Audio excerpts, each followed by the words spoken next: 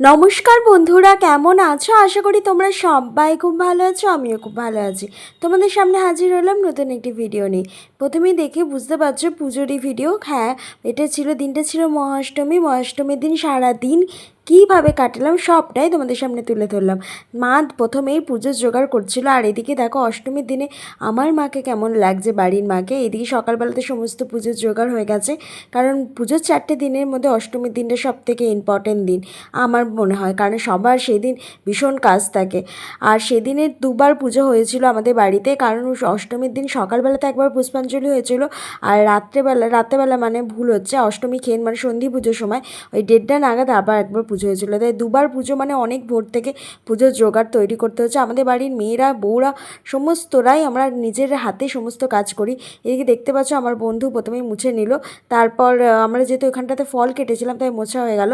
আর এদিকে আমার আরেক বন্ধু যে মানে শীতলের ঠিক না অষ্টমী খেনের লুচি ভাজছে। এইভাবেই হয় আমাদের বাড়ির পুজো, সবাই হাতে হাত মিলিয়ে কাঁধে কাঁধ মিলিয়ে কাজ করি, কারণ নিজেদের বাড়ির পুজো একটা আলাদা মজা। তোমরা কি বলো? আমার তো ভীষণ ভালো লাগে সমস্ত কাজ নিজেদের মধ্যে নিজের হাতে করতে, না আলাদা মজা লাগে। প্রথমেই বললাম দুবার অঞ্জলি হবে, সকালের দিকে একবার অঞ্জলি হয়েছিল আর 1:30 নাগাদ আবার একবার অঞ্জলি হয়েছিল, মানে দুবার পুজো, মানে হচ্ছে সব কিছু আবার নতুন করে। প্রথমবার পুজো হয়ে যাওয়ার পর আবার সমস্ত ঘর মুছে, তারপর আবার ফল কাটা, আবার পুজোর জোগাড় করা, আবার সমস্ত বাসন ধুয়ে আবার পুজো দেওয়া। এটাই হয় সকাল এবং সন্ধি পুজোর সময়।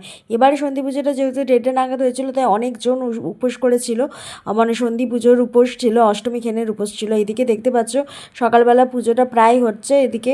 তারপর আমি দিয়েছিলাম সকালবেলা পুষ্পাঞ্জলি, আমি দিইনি, আমি দিয়েছিলাম হচ্ছে সন্ধি পুজোর টাইমে। আমি প্রত্যেক বছরই চেষ্টা করি সন্ধি পুজোর টাইমটাতে পুষ্পাঞ্জলি দেওয়ার। যদি একান্তই না পারা যায়, শরীর খারাপ হয় বা অসুস্থ থাকি, সেক্ষেত্রে আলাদা ব্যাপার, কিন্তু চেষ্টা করি যেন যেহেতু নিজেদের বাড়িতে পুজো, অষ্টমী খেনের পুজোটা পুষ্পাঞ্জলিটা দেওয়ার। এদিকে দেখো এই ঢাকের আওয়াজ যেন আলাদা একটা আনন্দ নিয়ে আসে মনের মধ্যে। আমার তো ভীষণ ভালো লাগে ঢাকের আওয়াজ, কিন্তু পুজোটা যেন কীরকম তাড়াতাড়ি চলে যায়। সপ্তমী আসলেই অষ্টমী, নবমী, দশমী 3টে দিন যেন কত তাড়াতাড়ি পেরিয়ে যায়। কিন্তু কি হয়েছে, এই ভিডিওগুলো তোমাদের শেয়ার করার মাধ্যমে আমার কাছে আবার দিনটা আবার ফিরে আসছে, এরকমই মনে হচ্ছে।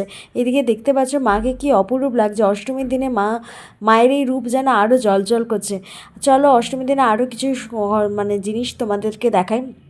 যেমন ধরো এই দেখো এদিকে হচ্ছে বসে বসে আড্ডা হচ্ছে, কারণ তারপর আমাদের অষ্টমীর দিন আমাদের বাড়িতে অনেক লোক চলে এসেছিলো, পিসিমশাই, দিদি, বোনজি সবাই। এদিকে দেখতেই পাচ্ছ একটা সুন্দর একটা ফটোশ্যুট হচ্ছে। গ্রাম মানে কিন্তু ফটো তোলার বিভিন্ন জায়গায়, অনেক জায়গা ফটোশ্যুট তৈরি করা হচ্ছে, ফটোশ্যুট হচ্ছে। আর সবাই মিলে একটা ভীষণ ভালো দিন কাটলো অষ্টমীর দিনটা। আর অষ্টমীর দিন রাত্রেবেলা ছিল আরেক চমক, সেটাও তোমাদেরকে অবশ্যই শেয়ার করব, সেটা দেখতে থাকো। অষ্টমীর দিনে কি রোদের জোর ছিল গো, বাপরে বাপরে বাপ। কিন্তু এই পুজো কদিন ওই স্কিনে ট্যান বলো যাই বলো, ওইসব ভুলে যে রোদের মধ্যে ছোটাছুটি করার একটা আলাদা মজা। সারা বছরই না হোক তোমরা স্কিন কেয়ার করতে পারবে, কিন্তু পুজোর সময়টা তো একটু মন খুলে এনজয় না করতে পারলে হয়। আর আমাদের সেদিনকে আমাদের বাড়ি ড্রেস কোড করেছিলাম হচ্ছে লাল সাদা। দেখো আমার হাজব্যান্ড, আমার দিদি, আমার বোনজি, আমি সবাই মিলে লাল পরেছিলাম। আর এদিকে দেখতে পাচ্ছ রঘুনাথকে নিয়ে আসা হয়, আবার পুজো শেষে রঘুনাথকে দিয়ে আসা হয়, এটাই আমাদের বাড়ির নিয়ম। আমাদের বাড়ির রঘুনাথ তলা তোমাদের একদিন কোনো না কোনো দিন শেয়ার করবো। এদিকে দেখতেই পাচ্ছ অষ্টমী খেনের জন্য সবাই পুষ্পাঞ্জলি দিতে বসে গেছে। অষ্টমী খেনের বলিদান আমি তোমাদেরকে দেখালাম না, কারণ আমার একটু ভয় ভয় লাগে বলেই দেখালাম না। আমি নিজেও দেখি না, মায়ের দিকে তাকিয়ে থাকি।